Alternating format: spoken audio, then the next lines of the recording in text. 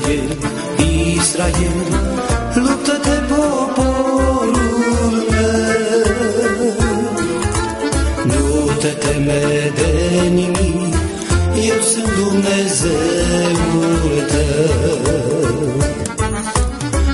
Israel, Israel, nu te teme de vrăjmași, luptă-te ca un viteaz, căci puțin a mai rămas. Înalță-ați drapelul sus, căci steagul tău este Iisus. Cu el în luptă biruiești și apoi cu nună bun primești.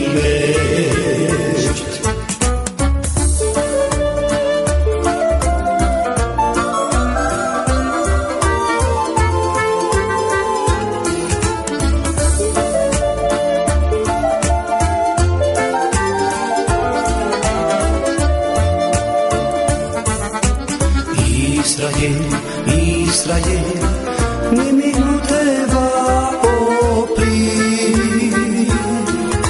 să nu poți înainta, cu Iisus vei birui. Israel, Israel, de nimic nu te înfrica, tu nu vei cădea răpus, cu tine luptă Iisus.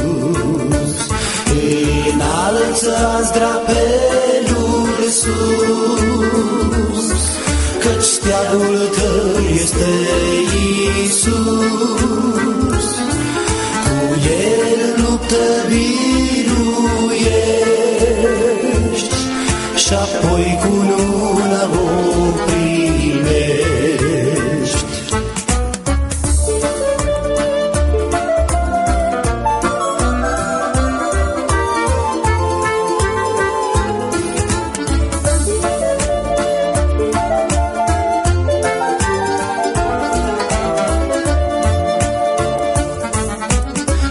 Israel, Israel, lupta ta se va sfârși.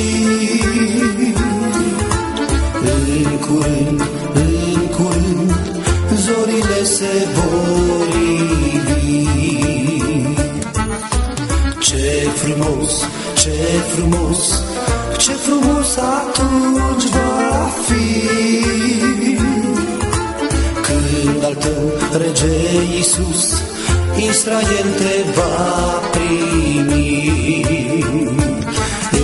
Înalță-ați drapelul sus, căci steagul tău este Iisus. Cu el în luptă biruiești și apoi cu